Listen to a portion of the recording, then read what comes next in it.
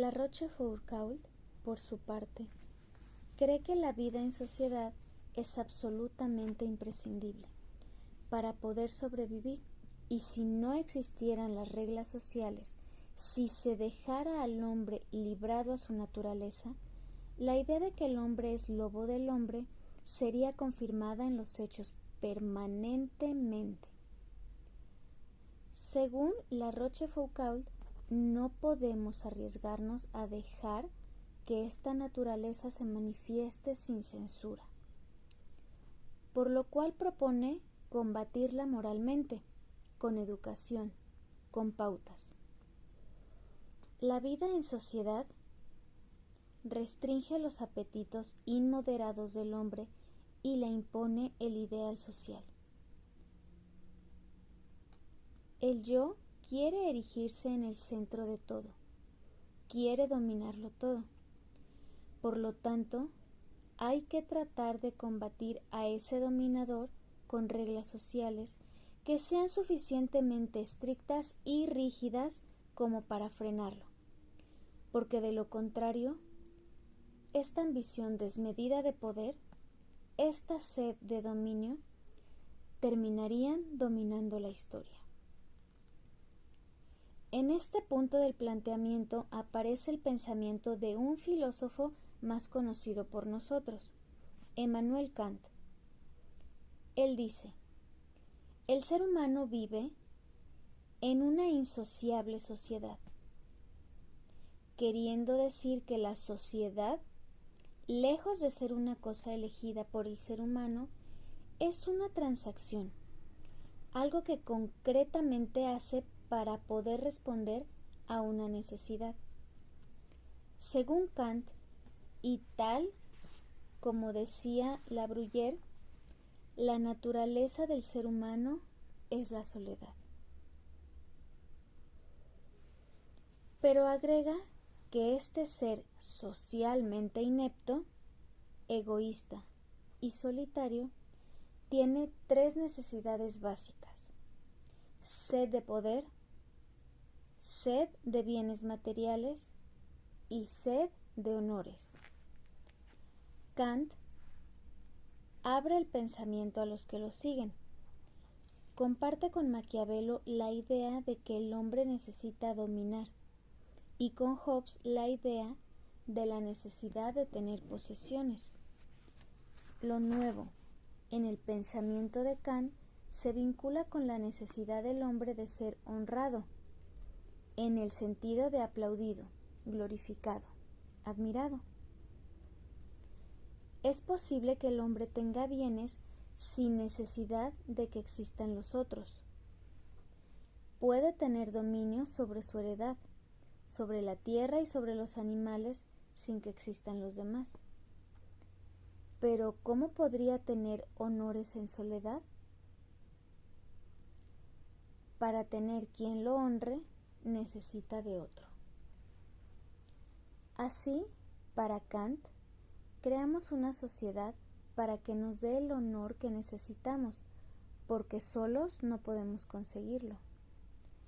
De alguna manera, con Kant, seguimos manteniendo la idea principal. Hay que combatir la naturaleza solitaria del hombre, porque de lo contrario, la humanidad no puede subsistir. Como dije antes, hay pensadores que, lejos de combatir la naturaleza solitaria del hombre, piensan que hay que hacer lo contrario, glorificarla. Desde Cicerón, hay que dejarse fluir y ser, y dejar que el otro opine. Hasta Diderot, el interés gobierna la conducta, pero hay que dejar que el ideal se someta a lo real. Muchos filósofos construyeron planteamientos provocativos para convencer a sus contemporáneos de dejar que la naturaleza prive sobre el condicionante. Dentro de esa línea quiero referirme sobre todo a dos pensadores muy conocidos e importantes, aunque no siempre creo bien entendidos: Sade y Nietzsche. Sade se preguntaba, ¿por qué dejar que mis intereses personales y mis propias inclinaciones estén librados a lo que la sociedad me permite o no me permite? ¿Por qué no sentirme a mí mismo libre de salir a procurarme aquello que me gusta? ¿Por qué tengo que condicionar mi placer al permiso del otro? ¿Quién es el otro para decirme qué puedo tener o qué no puedo tener? ¿Por qué no ser realmente como digo que soy y juntarme solamente con aquellos que comparten conmigo mi propia manera de encontrar las cosas que necesito, para juntarnos a disfrutar de ellas sin depender de la aprobación de otros? Según Sade, si yo soy esencialmente libre y esencialmente humano, no tengo que depender del permiso de otro. Soy un adulto y por lo tanto yo mismo soy el que tiene que decidir qué está bien y qué está mal para mí, y a partir de allí salir a buscarlo. Su planteamiento consiste en aceptar la naturaleza independiente del ser humano en lugar de combatirla, para que luego cada uno sea el dueño de su propia vida. Nietzsche hablaba del superhombre. Si el hombre llegara a ser lo mejor de sí mismo, dejaría de depender de los otros. Sostenía que los seres superiores son independientes de los demás.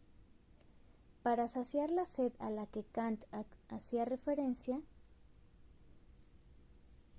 para Nietzsche los bienes, los honores y el poder no se consiguen dependiendo de la mirada bondadosa del otro, ni con la más adecuada inserción social. Se consiguen simplemente peleando por conseguirlos y ganando la pelea. El pensamiento de Nietzsche está muy relacionado con el planteamiento del anarquismo cuando dice: mis semejantes son siempre mis rivales o mis colaboradores. Es decir, yo tengo un interés, un deseo, una voluntad, y entonces me encuentro con otro que, como tiene mi mismo deseo, tiene dos posibilidades.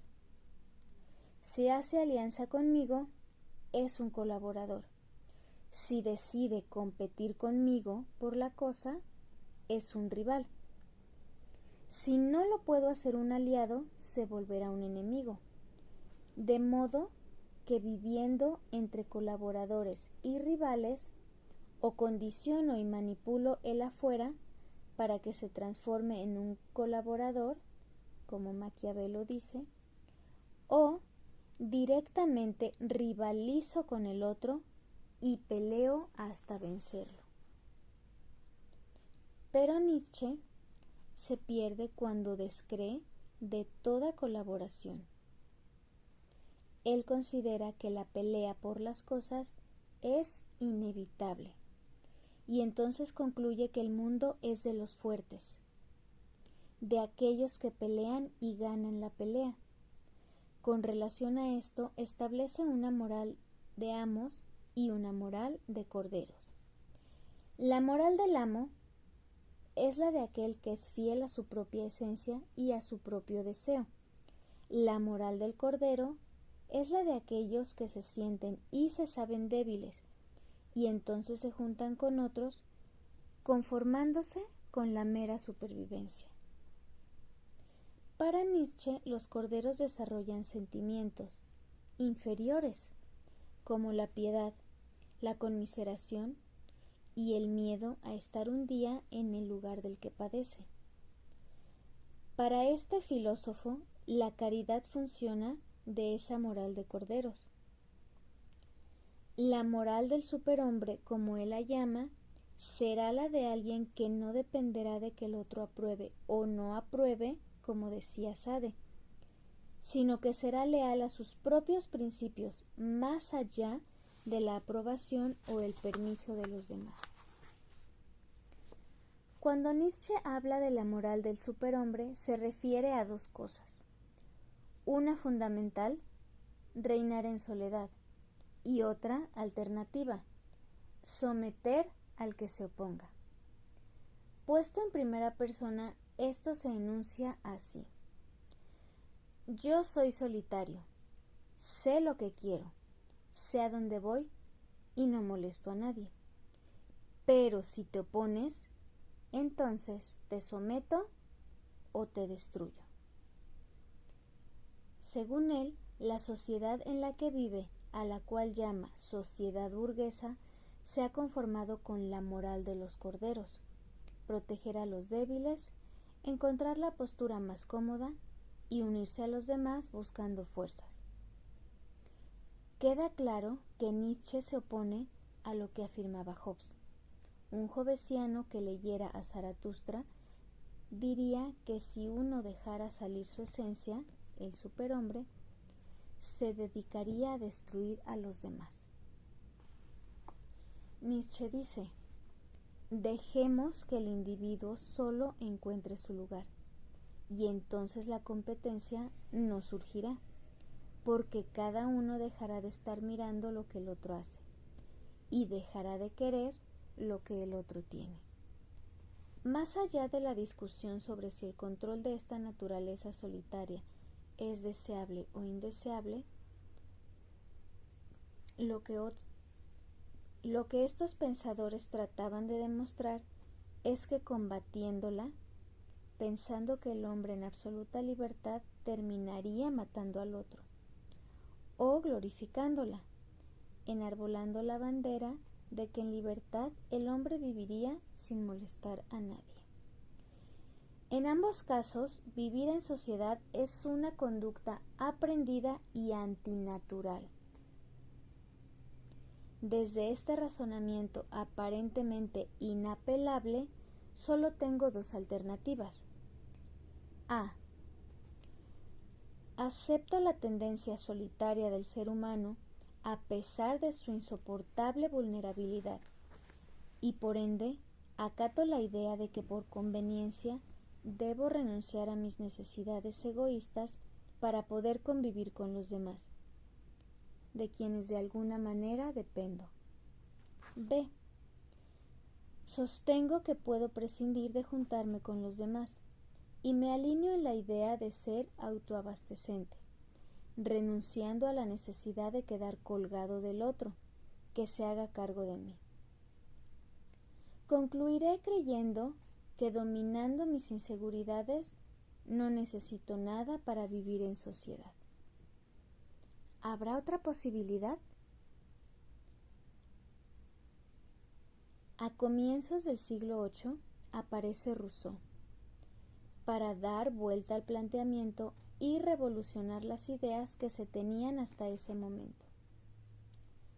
Porque Rousseau es el primero de su época que dice: es cierto que el ser humano se asocia con los otros para cazar, para ser más fuerte, para tener un colaborador en un determinado fin. Pero también es cierto que a veces se asocia sin ninguna razón. Y entonces se pregunta, ¿qué otra razón lleva al ser humano a asociarse con otros seres humanos? Y sugiere que dicha razón debe estar en su naturaleza. A diferencia de los filósofos anteriores, Rousseau concluye entonces que, lejos de ser solitaria, la naturaleza del ser humano es gregaria, social. Para él, lo que antes era visto como naturaleza solitaria y bárbara, forma parte de su alejamiento de la sociedad.